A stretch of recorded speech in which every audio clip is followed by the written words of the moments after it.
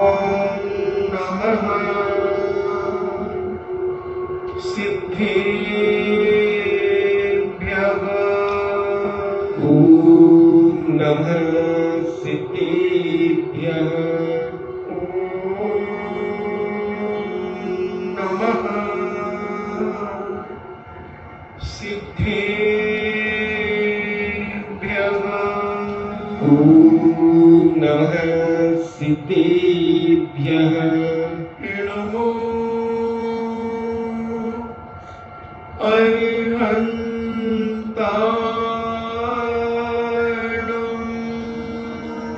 नमो अरिहन्ताणम्।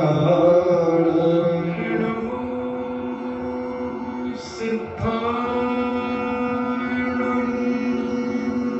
नमो सिद्धाणम्। नमो आयर्याणम्।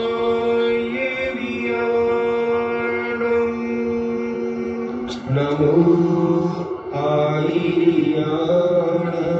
नमो उमज्झायाणम्।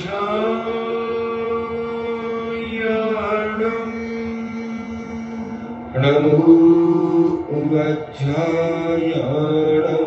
नमो लोये सव्वेसागुणम्।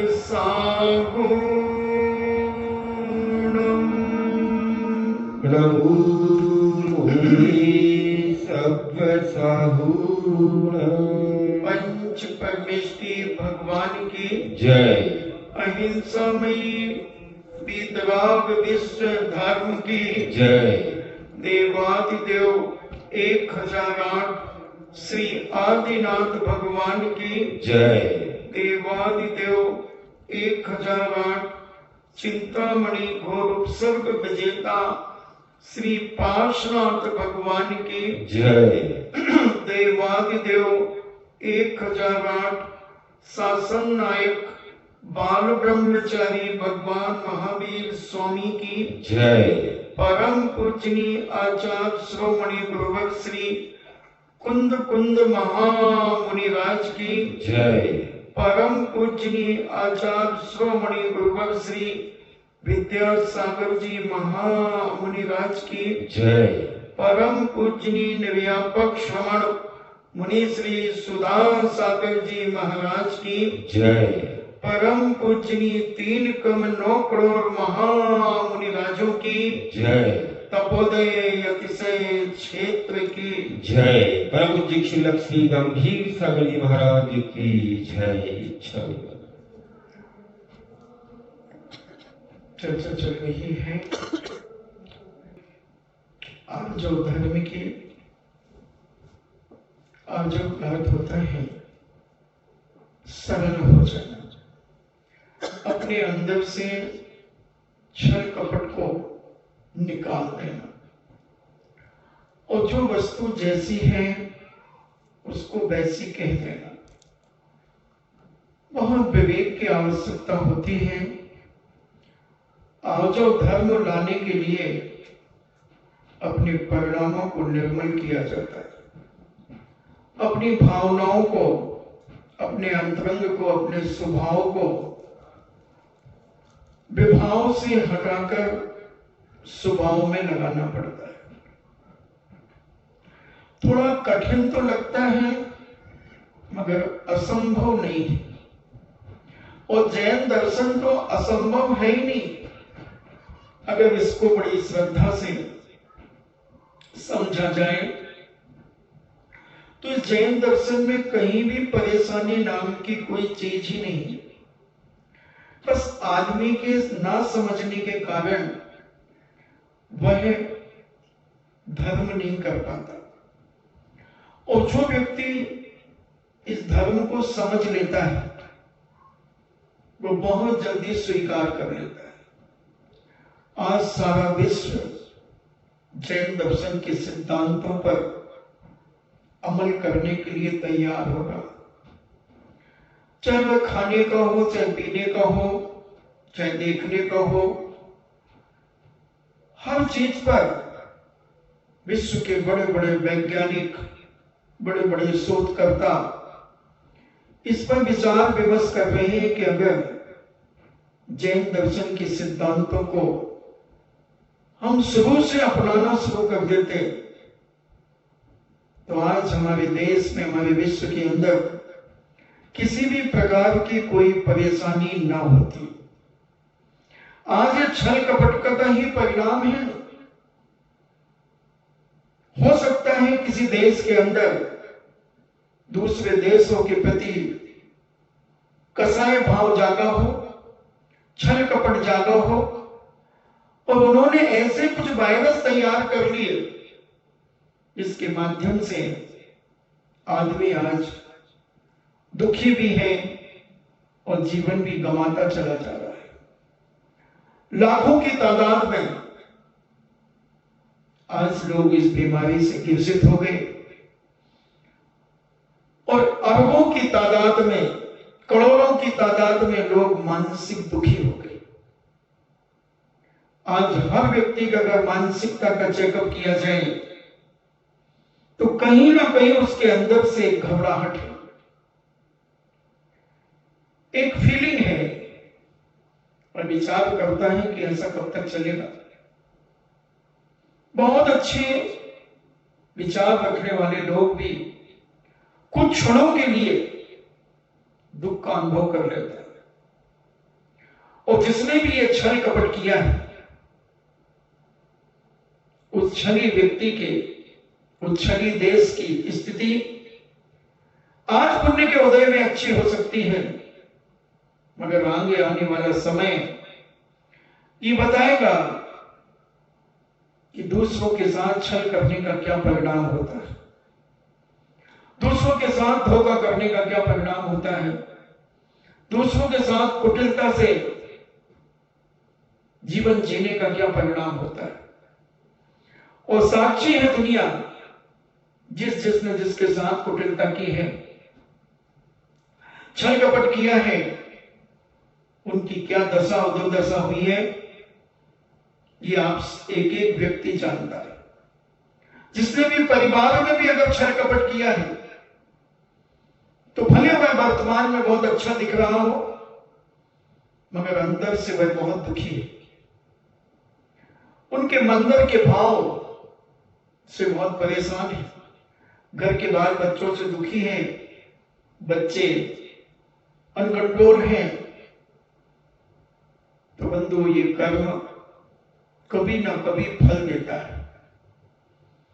एक एक कर्म का फल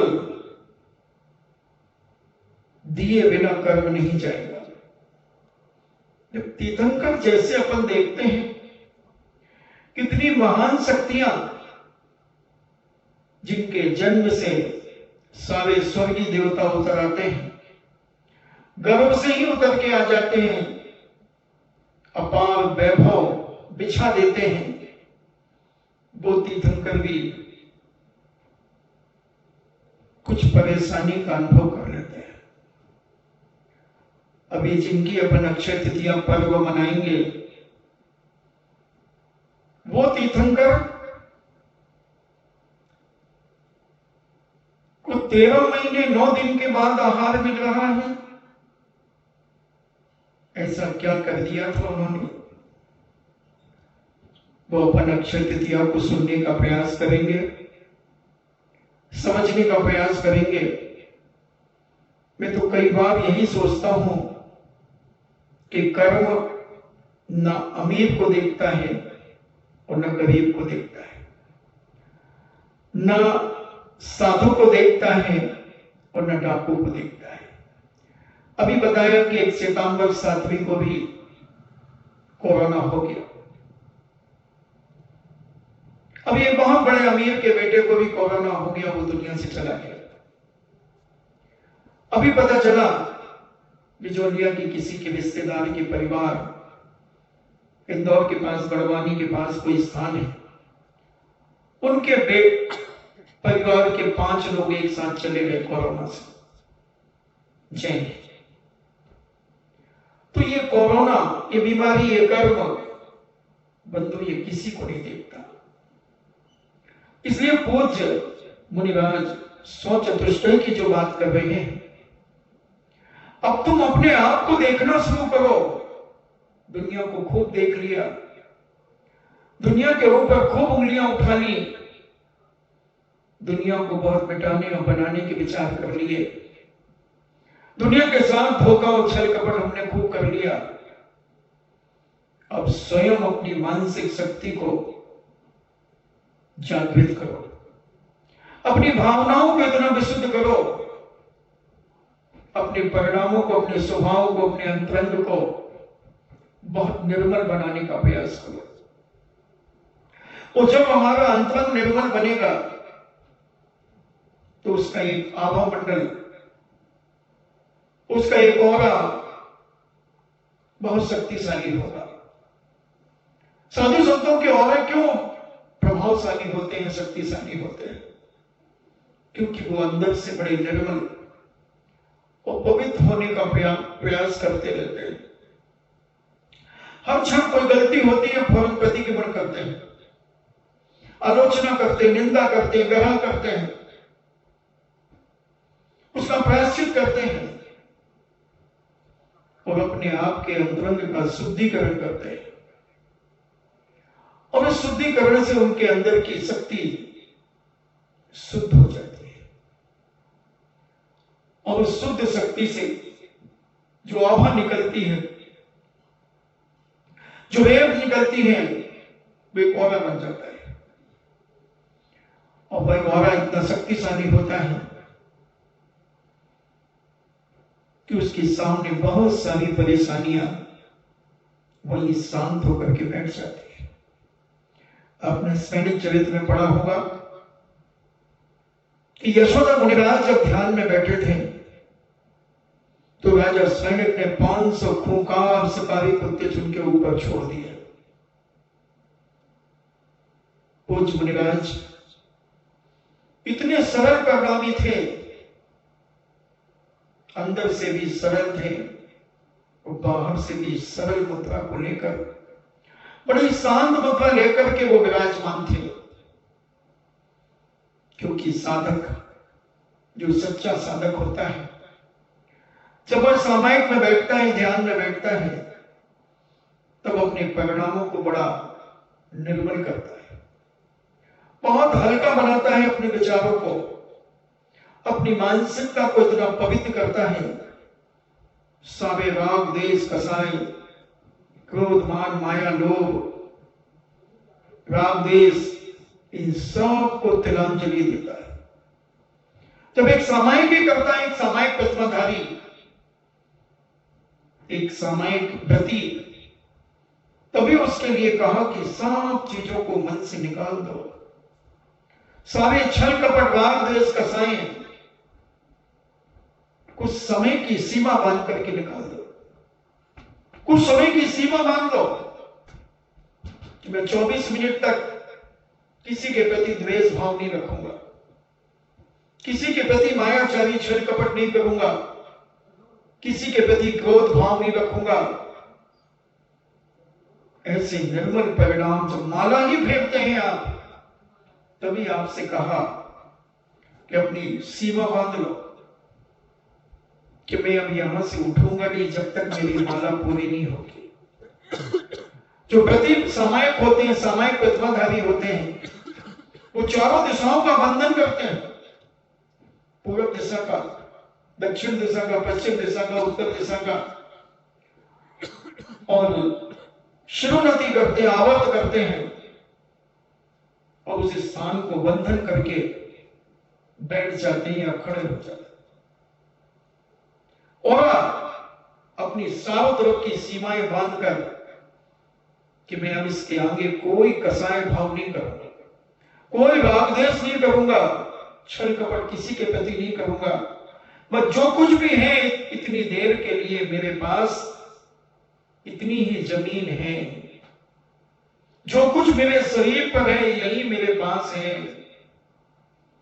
और इतना सरल हो जाता है वह व्यक्ति, कोशिश करता है अपने आप को और सरल करने की, और सरल करने की, अपने परिणामों को इतना पवित्र बनाने का प्रयास करता है कि स्वप्न में भी किसी के प्रति मेरे बुरे भाव ना हो जाए। कम से कम जितनी देर में माला फेर रहा हूं उतनी देर के लिए तो सब चीजों के आरंभ सारंभ का त्याग, राग देश कसायों का त्याग, छल कपट का त्याग, सारी चीजों का त्याग करता हुआ तो उतनी देर के लिए अपने प्रभु का स्मरण करता है, जाप करने बैठ जाता है, पंच परमेष्टि की आराधना करने बैठ जाता है, तीर्थ वंदना का स्मरण करने लगता है, सिद्ध क्षेत्र अतिशय क्षेत्रों की स्मरण करता हुआ उनकी वंदना करने में लीन हो जाता है। और उस समय उसके अंदर एक इतनी सरलता और पवित्रता हो जाती है, अगर सही ढंग से तुम माला करना सीख जाओ। अभी जो अपना माला का ही प्रसंग चल रहा है, उस समय जितना तुम्हें अभी हमने माला के बारे में बताया, पंच परमेष्टि में अभी तीसरे परमेष्टि की चर्चा चल रही है। अभी नमो आईवीएम पर हमारा मोती है, विचार करना, अगर 5 मिनट के लिए भी तुम अनंत भगवान के 10 जन्म के अतिशय पर विचार करो, मैं कहता हूं तुम्हें अपने आप में कितना हल्कापन महसूस होगा, इतना हल्कापन महसूस होगा, तुम्हें ऐसा लगेगा कि साक्षात भगवान मेरे पास आकर के खड़े हैं। ऐसा ऑरा बनेगा तुम्हारा, एक ऐसा आवा मंडल बनेगा, उस आवा मंडल का सारा प्रभाव तुम्हारे अंतरंग में जाएगा और उस अंतरंग परिणाम का शुद्धिकरण करेगा। तुम्हें कभी उस समय किसी के बुरा करने का भाव नहीं आएगा। अगर कोई बुरा भाव आ भी जाएगा तो तुम अपने आप को झंकोड़ लोगे, थोड़ा सा मन को मन के द्वारा डांटोगे। शर्म नहीं आती तुम्हें? माला फेर रही हो, सारी चीजें त्याग करके। इतना बड़ा दिन तो बड़ा है दुनिया का बुरा सोचने के लिए, और अपने आप में तुम पुनः उस माला में तल्लीन हो जाओगे। सब कुछ हमारे हाथ में है, अपने आप को सरल बनाना और अपने आप को कुटिल और बेईमान बनाना। हम अपने आप को कितना बेईमान बना सकते हैं वो सब तुम्हारे ऊपर है, और तुम अपने आप में कितना सरल, कितना छल कपट से रहित अपना जीवन तुम जी सकते हो, वो तुम्हारे हाथ में, तुम्हारे हाथ में। कोई तुम्हें न छली बनाता है, न कपटी बनाता है, न कुटिलता से तुम्हें कोई तैयार करता है। सब कुछ तुम्हारा मन सोचता है। एक उदाहरण स्मरण में आ गया। एक दुकानदार के पास जब कोई ग्राहक जाता है, अब दुकानदार का मन है कि कौन सी वस्तु का कितना रेट बता दे। समझना बात, भले वो 100 रुपए की चीज है, 150 भी बता सकता है, और तुम्हें देख करके कहो 180 भी बता दे, और जानता है कि ये 110 से ज्यादा में नहीं लेगा, 120 से ज्यादा में नहीं लेगा, मगर तुम उसे देख करके बता दिया तुम्हारे मन ने। वो कहता सेठ जी 180 की, अभी हम 6 महीने पहले तो 120 रुपए में ले गए थे तुम्हारी दुकान से। अरे भैया 6 महीने पहले, 6 महीने का दिन जाने तो 180 दिन होए, और मतलब पूरी चीज ही 180 की दे रहा था। तो सेठ जी तो 180 की तो इतनी महंगाई थोड़ी होगी 6 महीने में। चल तू ऐसा कर 160 दे देना, तब तुम आपके घर कोई आदमी कितने दे दो? वो कहना सेठ जी मैं तो 120 की ले आऊं, तुमको 150 की ले लेना चाहिए। अब वो तो कसम खा के आया था कि 120 की मैंने 6 महीने पहले ली थी, तो आज भी 120 की लूंगा। तो तुमने देखा कि अब ये नहीं बदलने वाला, ये नहीं खिंचने वाला, तुमने कहा कितने चाहिए? बोले 5 पीस चाहिए। ला, चल एक काम कर, तेरी ना मेरी 700 तो दे। मैं सेठ जी माना दे 700, मैं तो 600 दे। जो 500 को ले लो और जो 100 का और ले लो। अच्छा जो 50 तो और दे यार, 50 तो दे, मान ले हमारी बात यार, मान ले। कौन पड़ता खावे, 6 महीने पुरानी बात तू वही में ले। मैं तो सेठ जी मचा लो। अच्छा चल तू ले, चल और क्या दिखाऊं, और क्या दे? लुंगड़ा लेगा? लुंगड़ा ना ले, मैं तो साड़ी ले, साड़ी बीरनी की शादी ले, उनकी साड़ी ले। बस तुमने कहा कोई बात नहीं बेटा, अब फंसा गया था। और उसमें तुमने उसको सेट कर दिया, सब तुम्हारे हाथ में था।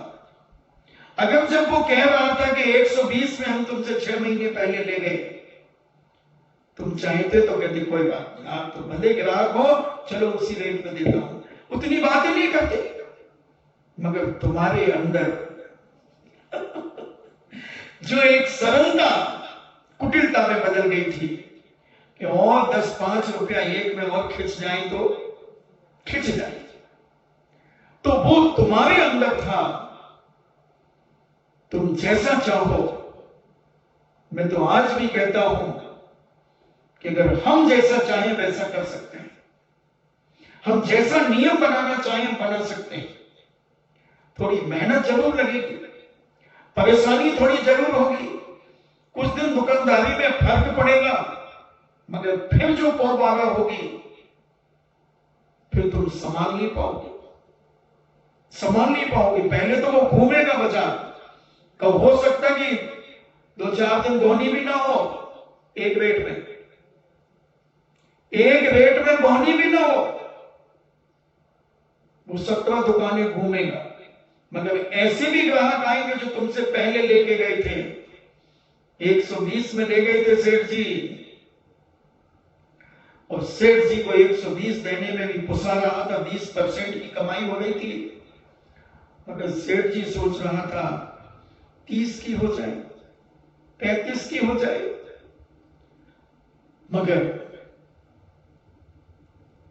ये सारी की सारी कुटिलताएं हम अगर नहीं करना चाहें तो नहीं हो सकती। जयपुर में एक अनूप चंद जी जैन जयपुर के व्यापारी थे, मुझे श्री सम्मेश शिखर जी में 1982 के लगभग 81 के लगभग मिले हो। देखना उनकी सरलता स्मरण में आ गई बात। दोनों पति पत्नी थे और वही सम्मेश शिखर में आयता नंबर 4 में आजू बाजू के कमरे में हम लोग रुके थे। हम लोग भी 3 मित्र थे। हम शाम को दूध दोहा करके ला रहे थे। वो मां कहती है जयपुर की, लाओ बेटा मैं गरम कर दो। मैंने कहा हाँ अम्मा जी। बोले मैं छान करके गरम कर दूंगी बेटा, मुझे आता है दूध तपाना। और उन्होंने छान करके बोले थोड़ा सा बेटा पानी डाल दो, नहीं तो उस भैंस के स्तन में जलन होगी। देखना पहले की माताएं कितना विवेक रखती थी। हम भी जानते थे। मैंने कहा हाँ मां डाल दो। तो उन्होंने छन्ने के ऊपर थोड़ा पानी डाला, ऐसे फैला करके, और छन्ना उल्टा उस पे शुद्ध छना पानी डाल करके उस छन्ने को साफ कर दिया और तपाने के लिए अग्नि पर रख दिया। फिर पूछने आई बेटा इसमें थोड़ा मीठा डाल दो। मैंने कहा हाँ मां डाल दे। बड़ी मीठी आवाज थी उनकी, बड़ी सरलता थी। हमने कहा मां 2 गिलास दूध तुम भी निकाल लेना इसमें से। बोले नहीं मैं नहीं लूंगी। मैंने कहा आपने मुझे बेटा कहा है, ये ध्यान रखना। तुमने मुझे बेटा कहा है तो बेटे का कर्तव्य क्या होता है ये मुझे बता दो। बहुत शर्मिंदा सी हो गई वो। अनूप चंद जी सेठ जी भी आ गए, बोले बेटे कोई बात नहीं, बोले मैं भी दूध लेके आया।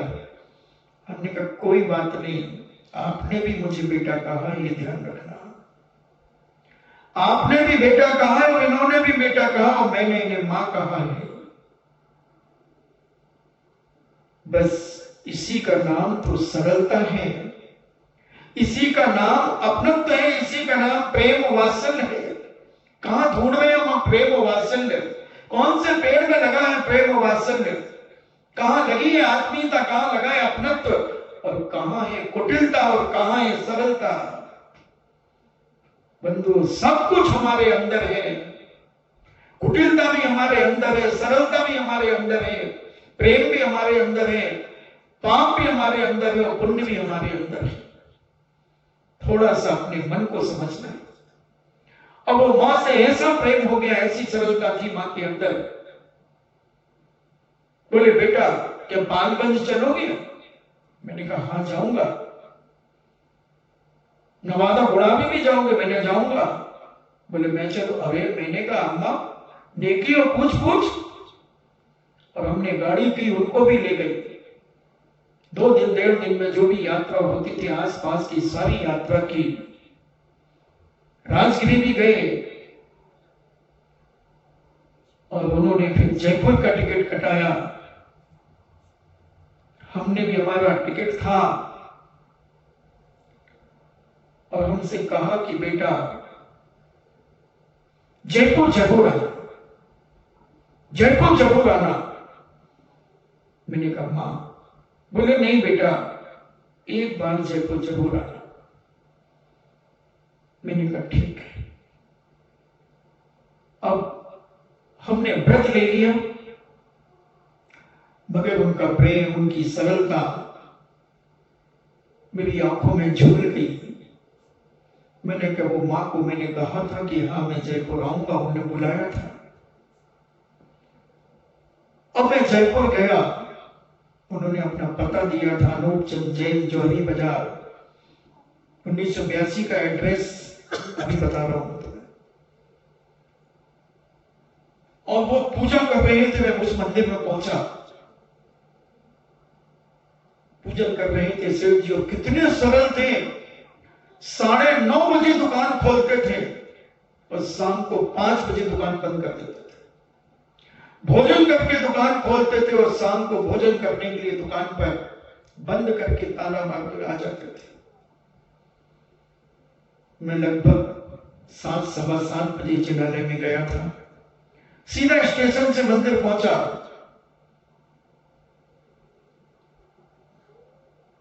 अनूप चंद जी बड़ी तल्लीनता से पूजा कर रहे थे। मैंने पीछे से उन्हें देखा, मैंने कहा यार यही लगते हैं। मैं थोड़ा आगे बढ़ा तो उनकी नजर थोड़ी सी तिरछी हुई और वो मुझे पहचान गए 2 साल के गैप में। और उनकी पूजा की स्पीड इतनी तेज हो गई, इतनी स्पीड तेज हो गई जैसे तुम्हारे नाश्ती में शांति पाठ पढ़ते हो ना, जब शांति से क्या फट सामी हो जाती है, ऐसे उनके फटाफट पूजा करो। उन्हें ये लगा कि कहीं ये चला ना जाए। और मैं दर्शन कर रहा हूं और उनकी दृष्टि मेरे ऊपर है और अर्घ चढ़ते चले जा रहे। और जब मैं दर्शन करके पलटा तो उन्होंने मुझे बहुत गौर से देखा और उनसे कहा कि अभी पूजा करूंगा, अभी आता। आदमी की सरलता, और पूजन करके मुझे घर ले नहलाया, धुलाया, सब भोजन आदि कराया। मैंने कहा मुझे मोती खरीदना है। तो अम्मा कहती हैं कि मैं चलूंगी साथ में, क्योंकि यहां ठगते बहुत है, नकली मोती खूब बिकते हैं। और उसने अपना एक डिब्बा निकाला और उसमें से 100 के नोट 10-20 उसने रखे बटुए में और कहती चल बेटा। कहा अम्मा ये पैसे तुम क्यों रख रही हो, पैसे तो मैं रखा हूं जेब में। बोली चुप रहो, ज्यादा मत करो। अरे मैंने तो मेरी जैसे मां डांटती वो ये डांट रही। इतना प्रेम बढ़ गया, इतना आत्मीय भाव बढ़ गया। और बाजार में ले गई, मगर जिस दुकानदार से उनका परिचय होगा वो दुकान बंद थी। बोले बेटा और कहीं से मत लेना, मैं यहीं से खरीदती हूँ, और बहुत हमारे वर्षों से इनसे चलता, तुम ठग जाओगे।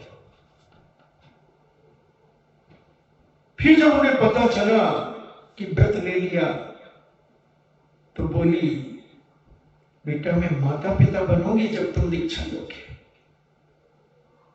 खबर जरूर करना, खबर जरूर करना। मैंने कहा मैं कह नहीं सकता।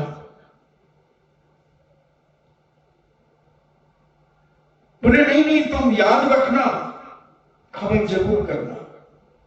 मैंने कहा मैं कह नहीं सकता, और मैं नहीं कह पाया, नहीं कह पाया। और जब उन्हें पता चला 1-2 महीने के 15-20 दिन के बाद, तो वो दोनों पहुंचे।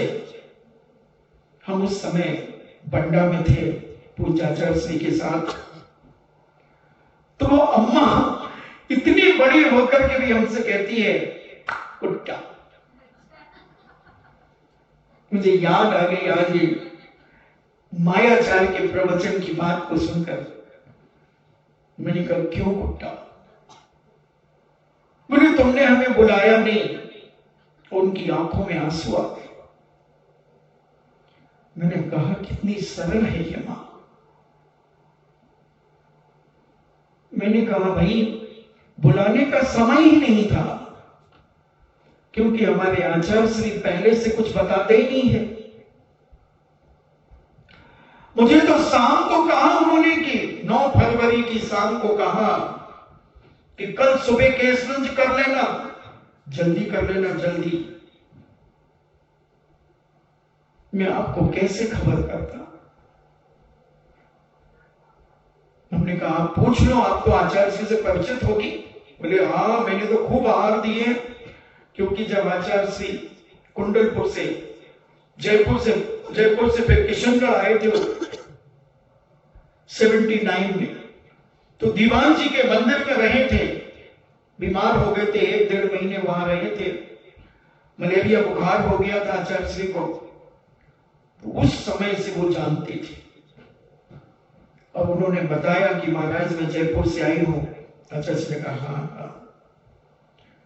दोनों पति पत्नी आचार्य जी के पास भी 15-20 मिनट बैठ करके वार्तालाप करते रहे। और फिर उन्होंने मेरी बात भी आचार्य जी से कही कि महाराज जी ये जो छुल्लक जी आपने बनाई हम इनसे भी परिचित हैं। आचार्य जी कहते अच्छा? तो बोले हाँ ये बहुत धर्मात्मा है, बहुत नियम है इनके, पहले से नियम है। आचार्य जी ने मुस्कुराया। मैं भी थोड़ी दूर बैठा था, मुझे देख के मुस्कुरा गए। मैंने नीचे सिर कर लिया। तो कहने का मतलब कि आदमी के अंदर जब एक सरलता और पवित्रता आती है तो एक अनजान व्यक्ति भी इतना नजदीक का हो जाता है, इतना अपनत्व आ जाता है उसके अंदर कि वह इस छल कपट से रहित होकर के अपनी जिंदगी जीने लगता है। और सब कुछ जो मैं कह रहा हूं सब हमारे पास है। हम चाहें तो कुटिलता से भर जाएं और हम चाहें तो सरलता में तैर जाएं। हम चाहें तो मायाचारी से ओतप्रोत होकर अपनी जिंदगी को खपा दें और हम चाहें तो अपनी जिंदगी को मायाचारी से बचा लें। सब कुछ हमारे पास है। एक राजा था और वह जंगल में विचरण कर रहा था। एक बहुत सुंदर बगीचा था जो अनार, सेब, सब प्रकार के फलों से लदा हुआ था। एक बहुत सुंदर लाल बिल्कुल सुरख एक सेब नीचे गिरा और नीचे एक गाय का गोबर पड़ा था। उस गोबर में वो सेव गिर गया, मगर सेव इतना अच्छा था, इतना सुंदर था। डिलीशन एक सेव आता है, कश्मीरी सेव आता है, डिलीशन देखने में ही बहुत सुंदर लगता है और खाने में भी बहुत मीठा होता है। और राजा ने यहां वहां देखा चारों तरफ, अब उस सेव को उठा लिया और एक कपड़े से अच्छा पहुंच करके अब वो अपने आप को नहीं रोक पाया, अब उसे खा लिया। और राजा दोपहर को दरबार लगा था, नित्यांगनाएं आई थी, बड़ी बड़ी नित्यांगनाएं, और नित्यांगना नृत्य करने के लिए तैयार होकर के बैठी थी। राजा साहब जैसे आकर के सिंहासन में बैठे, अब उसने राग हारमोनियम से चालू हुआ, गीत पर गीत चलना शुरू हो गए और राजा मनहूस सा बैठा है। राजा को कोई जोश नहीं आ रहा है किसी प्रकार का। कोई नित्यांगना ने एक गीत सुनाया, 2 सुनाए, 3 सुनाए, 4 सुनाए, 5 सुनाए, राजा कुछ नहीं बोला। नित्यांगना सोचती है 1 घंटा हो गया, राजा ने एक मुद्रिका ही उतार के नहीं दी अभी तक। नित्यांगनाओं का तो मन केवल इनाम के ऊपर मन रहता है। और फिर उसने कहा, कह दूंगी कह दूंगी कह दूंगी ललन की बतियां। राजा ने एकदम स्फूर्ति आई राजा के अंदर और राजा ने एक हार उतार करके उसे दे दिया। वो समझ गई कि राजा को ये लाइन बहुत अच्छी लगती है। इतनी देर से भजन गाने के बाद इसने कुछ भी नहीं दिया, और जैसे ही मैंने कहा कह दूंगी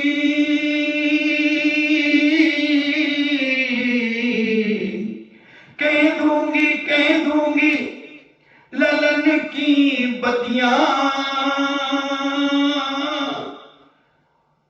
और उसमें झूम गई वो। राजा ने दूसरा हार उतार करके दे दिया। बस 5-7 बार उसने ललन की बतियां वाला ये बात जब कही तो राजा उतारता गया और सारे गले के आभूषण उतर गए। फिर उसने बीच में कोई दूसरा गीत गाया, राजा को कोई फर्क नहीं पड़ा, कोई हरकत नहीं हुई राजा के अंदर। पुनः मायूस और सुस्त होकर के बैठ गया। 4-5 गीत गाने तक फिर कुछ नहीं हुआ राजा को। फिर उसने आया, कह दूंगी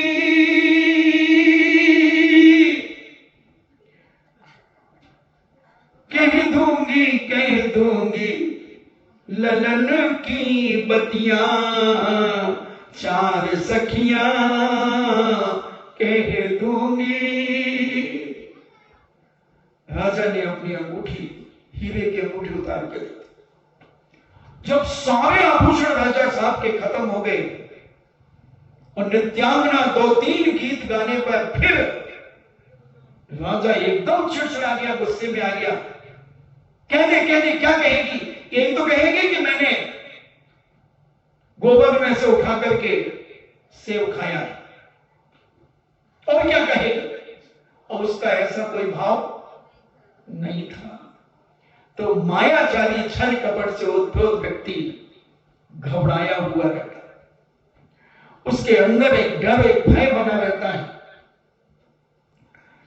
और नित्यांगना राजा की बात सुनकर मन ही मन आश्चर्यचकित हो गई कि मुझे तो सेव की बात मालूम ही नहीं थी कि इन्होंने गोबर में से सेव उठा करके खाया है। मायाचारी करने वाला आदमी अंदर से भयभीत रहता है, बहुत भयभीत रहता है। बंधुओं, एक घटना आती है, एक व्यक्ति धोबी के यहां से किसी दूसरे के कपड़े प्रेस करे हुए किराए पर ले गया और किसी की बारात में गया, क्योंकि जिसके कपड़े थे वो 5 दिन के लिए बाहर गया था। तो उसने धोबी से कहा कि भैया 1 दिन के लिए कोई अच्छी सी कपड़े हो बढ़िया, वो मेरे को दे दे, और जो किराया तुझे लगे वो ले लेना, मुझे 2 घंटे की एक शादी में जाना है। धोबी ने कहा हाँ दे देंगे। उसने कहा ये तो बाहर गया है 5 दिन तक, अगला आएगा ही नहीं। और उसने एक जोड़ी बढ़िया पिजामा कुर्ता, जैसे सिंगोली के पहनते हैं ना, झम्पा पिजामा क्या बोलते हो,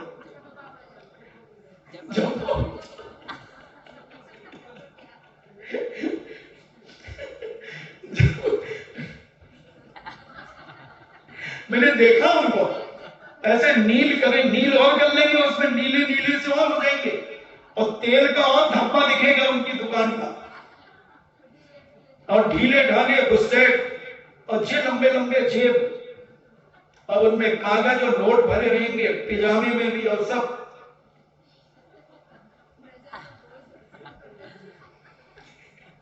तो ऐसे वो आदमी बढ़िया पिजामा कुर्ता पहन करके उस बारात में गया, तो सारे लोग उसे देख रहे, माया क्या गजब। तो कहता किराए के ही गया, तुम ऐसे क्यों देख रहे हो कपड़े, क्या कोई किराए के थोड़ी है। तो लोगों ने कहा नहीं हम थोड़ी कह रहे किराए के, हम तो देख रहे हैं आपके कपड़े, क्योंकि ऐसे आपने कभी पहने नहीं ना, आप तो वही झंपा पजामा। तो आज बढ़िया अच्छे ढंग से पहने हो, तो उसके मुंह से निकल ही गया कि किराए के थोड़ी है। आदमी, पुरुष ज्यादा देर मायाचारी नहीं कर सकता, हिम्मत ही नहीं है उसके अंदर कि ज्यादा कोई बात छुपा ले। राजा जैसा उगल गया, एक सेव की बात राजा जैसे उगल गया, छुपाने की पूरी ताकत लगाई, सारे आभूषण लुटा दिए। और हमारी माताएं बहनें अगर सोच ले, अगर ये गांठ बांध ले अपने दुपट्टे में, अपनी साड़ी में, कि दुनिया की ताकत 100 सिर की हो जाए, 100 मूड़ की हो जाए, मूड़ समझते ना जी, मूड़ा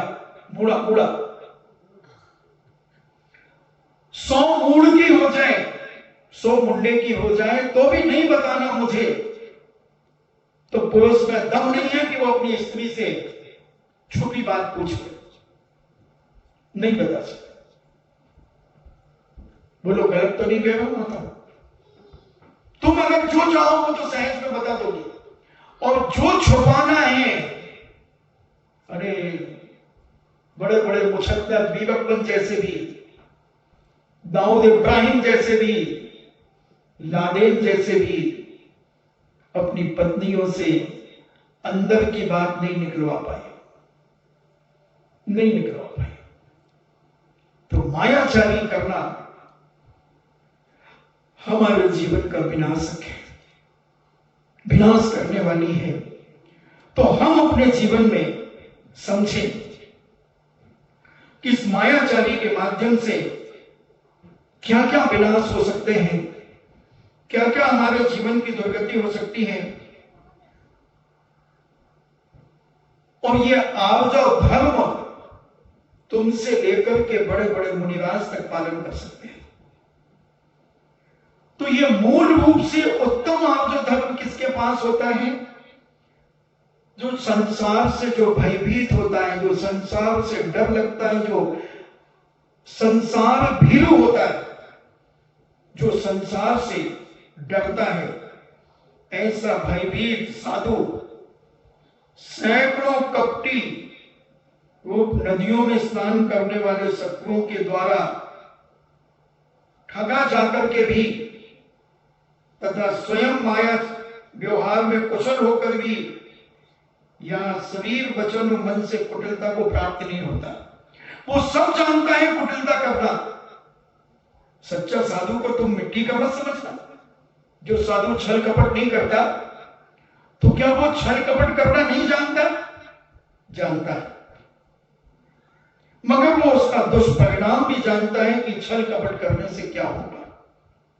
इसलिए वो संसार से भयभीत रहता है।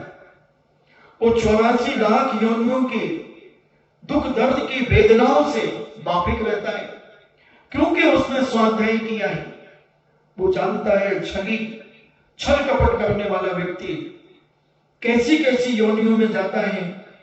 इसलिए उसके सामने ढेरों कपटी साधु आ जाते हैं, अनेक अनेक रूप बना करके नदियों में स्नान करने वाले शत्रुओं के द्वारा ठगा जाकर के भी, यानी वो साधु को लोग ठग लेते हैं, उसके साथ धोखा कर देते हैं, फिर भी वो स्वयं मायाचारी का व्यवहार नहीं करता। वो जानता है कि मायाचारी 1 मिनट में मैं अभी करूंगा, इनको चकमा दे दूंगा, इनको नानी याद आ जाएगी, इनकी नानी जिंदा हो जाएगी, नानी जिंदा हो जाएगी अगर एक चकमा दे दूंगा तो। मगर फिर भी वो जानता है, इस व्यवहार कुशलता को वो समझता है। इसलिए वह अपनी न शरीर से मायाचारी करता है, न वचन से मायाचारी करता है, और न मन से कुटिलता को प्राप्त नहीं होता, और उसके निर्मल आर्ज और धर्म उसके अंदर प्रकट हो जाता है। ऐसा गणधर परमेष्टि आदि कहते हैं कि जो व्यक्ति सब कुछ जानता है, सीधा भी मत समझो कि वो मायाचारी नहीं जानता, छल कपट नहीं जानता, सब कुछ जानता है वो, मगर वो जानता है कि इसका दुष्परिणाम क्या होगा। इसलिए वो मायाचारी से बचकर न अपने व्यवहार में लाता है मायाचारी, न मन में लाता है, न वचन में लाता है, और अपने आप को इतना सरल और पवित्र बना करके रखता है कि दुनिया की कोई ताकत उसे बुरा नहीं कह सकती। जैसे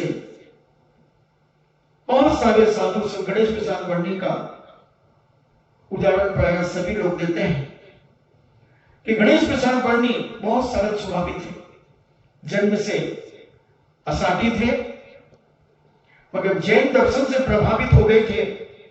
जब उन्होंने हनुमान जी का जीवन चरित्र सुना तो वो इतने ज्यादा प्रभावित हुए थे और अपने पिताजी से कहा, पिताजी जैन दर्शन में हनुमान को इतना सुंदर बताया है, इतना सुंदर। तो उन्होंने कहा, बेटा, ब्राह्मण थे, कहा बेटा जो जैन दर्शन में बताया वही सत्य है।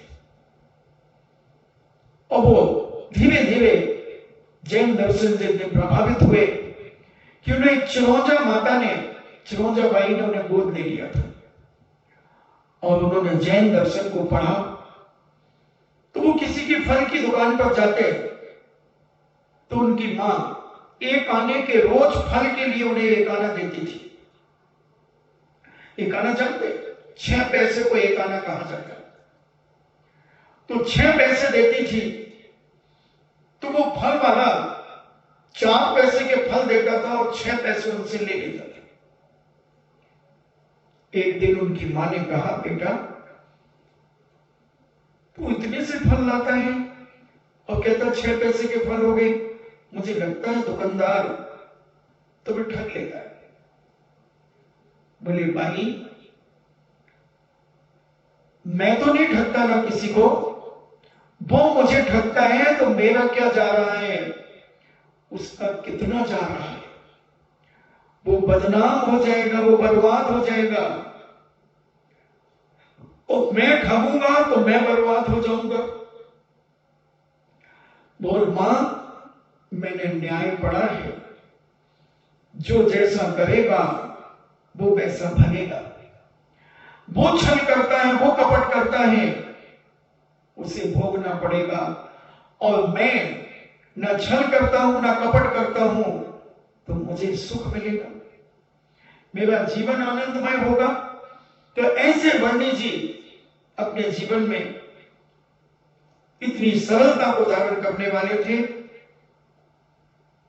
जो अपने अपराधों को नहीं छुपाता,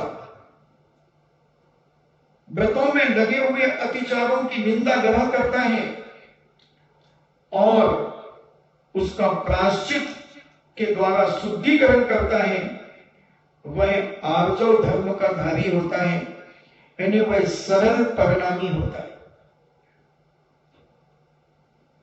जो मुनि कुटिल विचार नहीं करता, कुटिल कार्य नहीं करता और कुटिल बातें नहीं बोलता, अपने दोष को नहीं छुपाता, उसके अंदर उत्तम आर्जव धर्म होता है।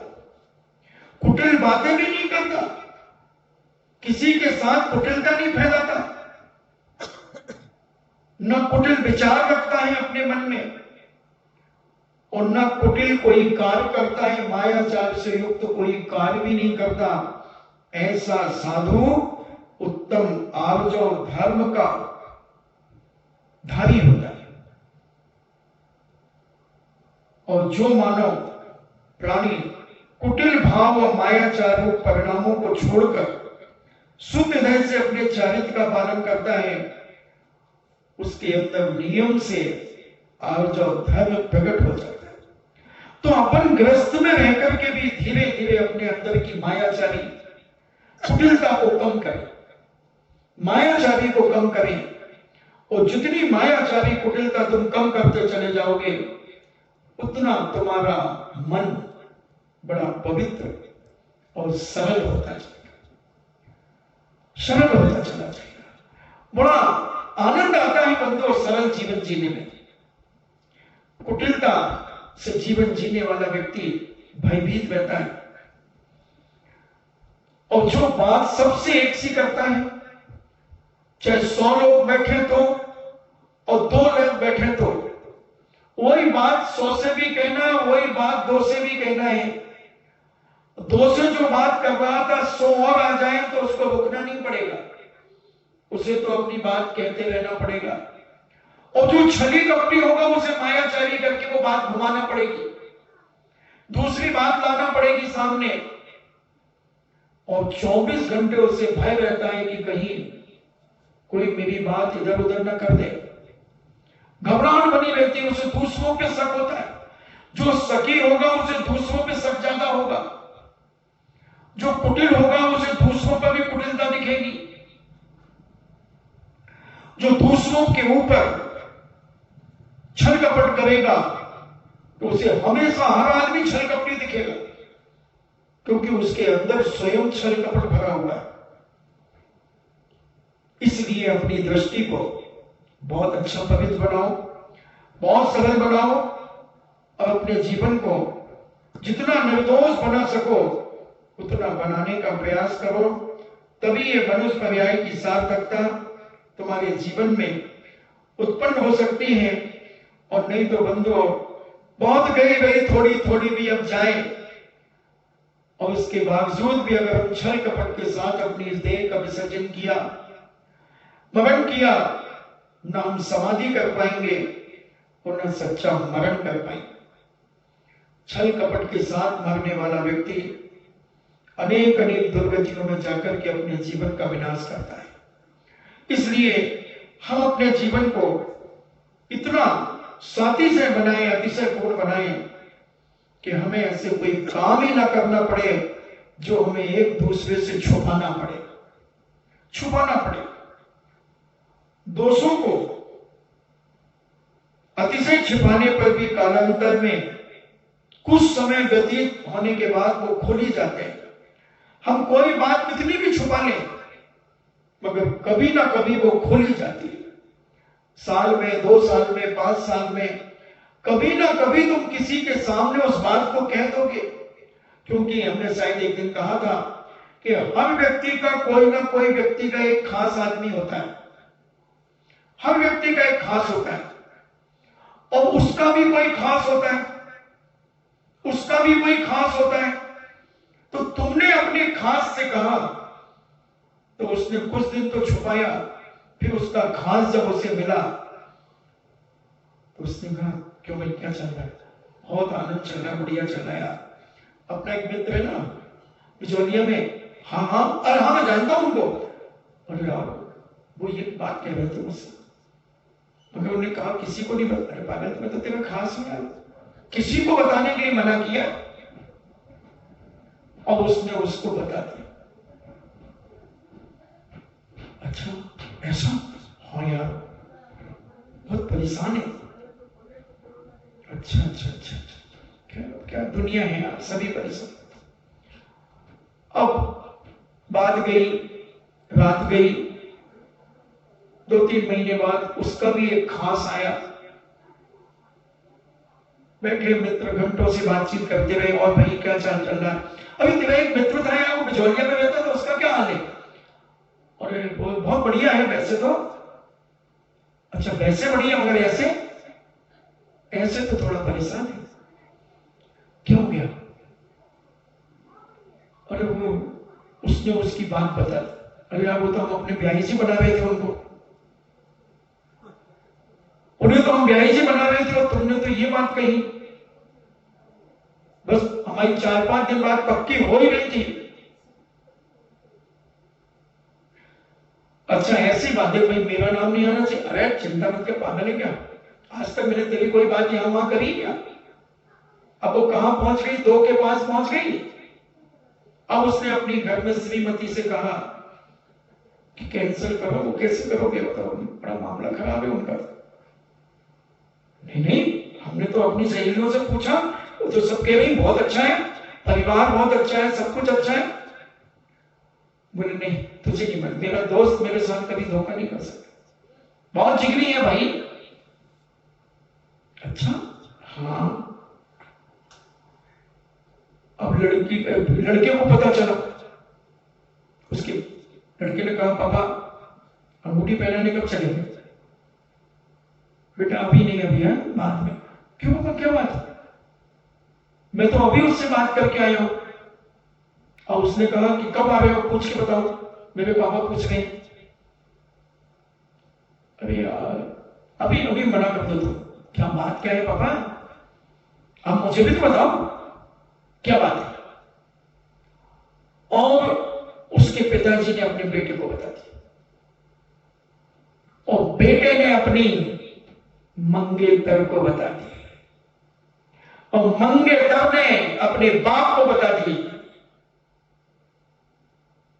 बाप को तो झटका लगा, फोन घुमाया उस दोस्त को, क्या तूने किसी से मेरी बात करी क्या? नहीं पागल है क्या तू? नहीं देख सही बता यार, ये बात तो हमारे उनके यहां पहुंच गई यार।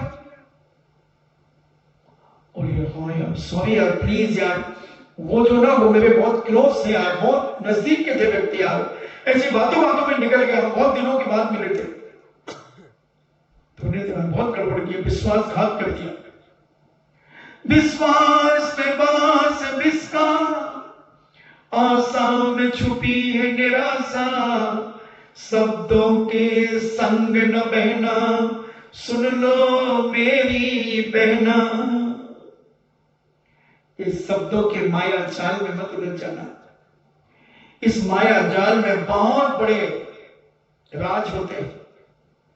जब तक राज नहीं खुल पाए तुम अपनी आवाज सजा लो, और जब तक श्वास नहीं रुक पाए तुम अपना इतिहास बना लो। बंधुओं ऐसे कुछ काम ही मत करो अपने जीवन में कि तुम्हें किसी से कोई बात छुपाना पड़े, कोई छल कपट करना पड़े। इतने सरल और विवेकशील जीवन जीने की कला अपने जीवन में व्यतीत करो, तभी इस जीवन की महानता होगी। और कभी ना कभी कालांतर में वो मायाचार खुल जाता है, चंद्र को राहु ग्रस लेता है, और वह बात छिपी नहीं रहती, सब प्रसिद्ध हो जाती है कि चंद्रमा को राहु ने ग्रसित कर लिया है। प्रयत्न करो, परंतु यदि तुम पुण्य पुण्यवान नहीं हो तो तुम्हारे दोस्त लोगों को मालूम होंगे ही। पुण्यवान के दोस्त प्रत्यक्ष होने पर भी लोग उसे दोस्त नहीं मानते। जिसका पुण्य है उसके कई दोस्त अपने आप छुप जाते हैं, उस पर कोई विश्वास ही नहीं करता। इसलिए जीवन में पुण्य भी कमाओ और मायाचार से बचो। और पुण्यवान व्यक्ति अपने दोषों को, उसके दोषों को कोई मानता ही नहीं। जैसे तालाब का पानी मैला होने पर भी उसकी मलिनता की ओर कोई ध्यान नहीं देता, उसी में सब कपड़े धोते रहते हैं और पोटी भी साफ करते रहते हैं। तो ऐसा ध्यान कोई नहीं दिया जाता। सैकड़ों कपट प्रयोग करने पर भी पापी मनुष्यों को धन प्राप्त नहीं होता।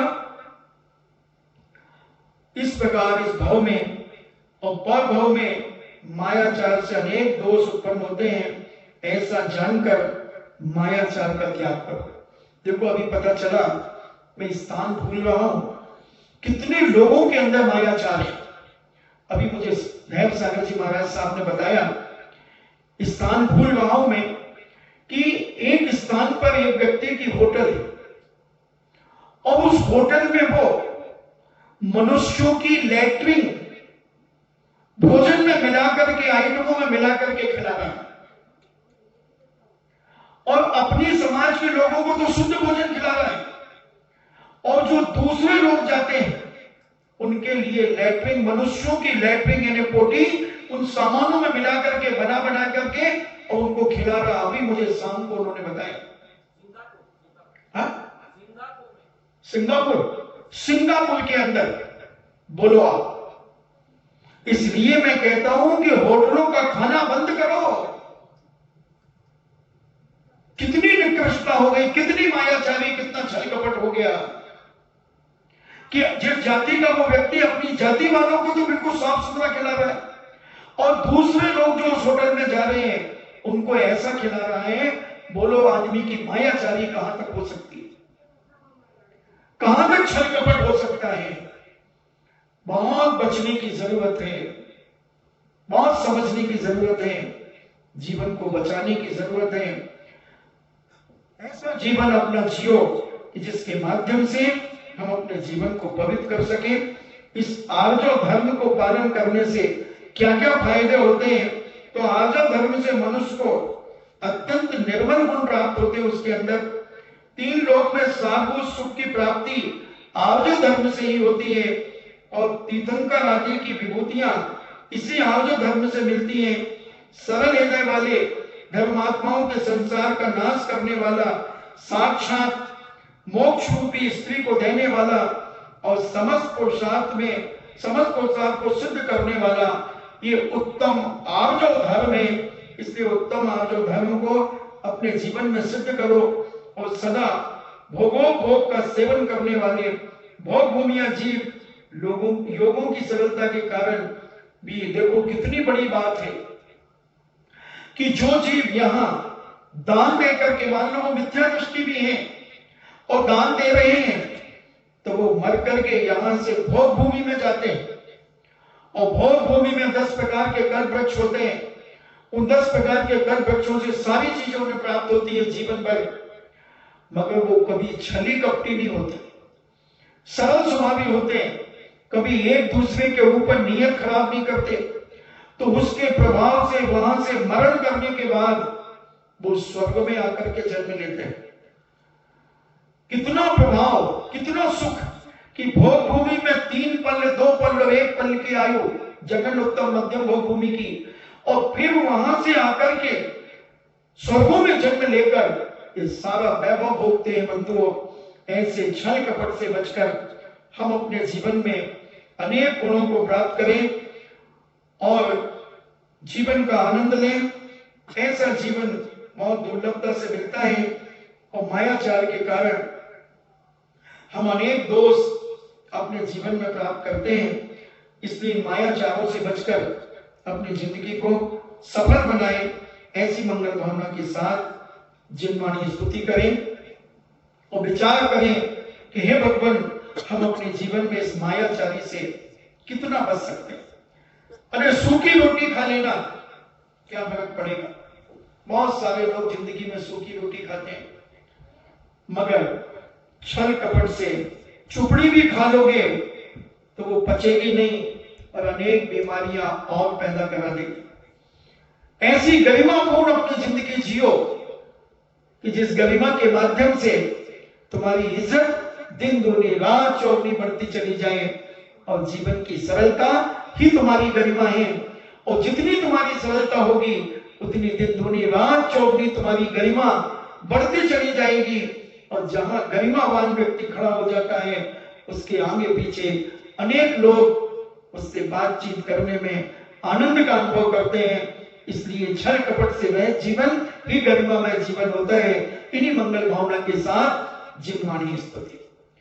बीवे हिमाचल तैनि किसी गुरु गौतम के मुख्य कुंड डरी है,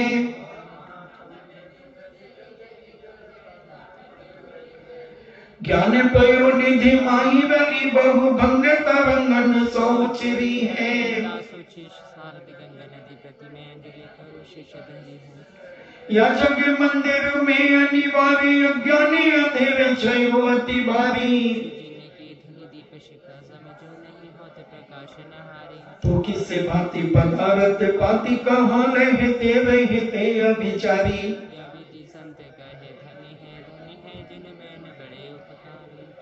जिनवाणी के ज्ञान से सूझे लोकालोक, सोवाणी मस्तकी धरो सदा देते हूँ धोख। हे जिनवाणी भारती तो ही जपो दिन रैन, जो देवो सरना गहे सो पावे सुख चैन। देव भजो अरिहंत को गुरु सेवा निर्ग्रंथ, दया धर्म पालो सदा यही मोक्ष का पंथ। 9 बार नमो का।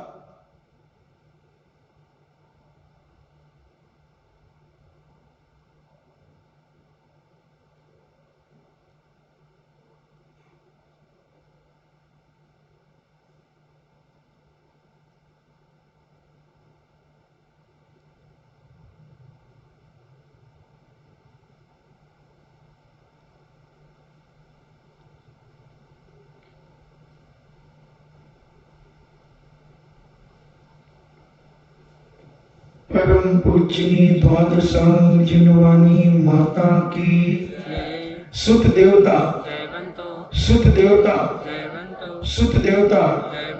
जैनम जेतु शासनम, जैनम जेतु शासनम, जैनम जेतु शासनम।